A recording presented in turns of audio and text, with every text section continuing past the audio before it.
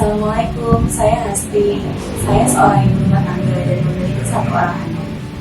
Karena saya mempunyai anak kecil, saya sangat memperhatikan masalah kebersihan. Hampir setiap hari saya selalu membersihkan seluruh ruangan dalam. Karena saya memiliki alergi debu, terkadang alergi itu kambuh.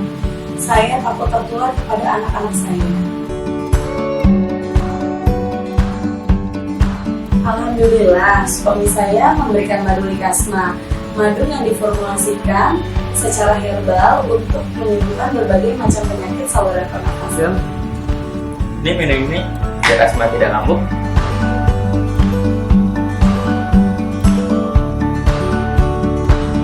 Likasma terbukti ampuh untuk mengobati berbagai macam penyakit seperti asma, batuk, dan mengobati saluran pernafasan.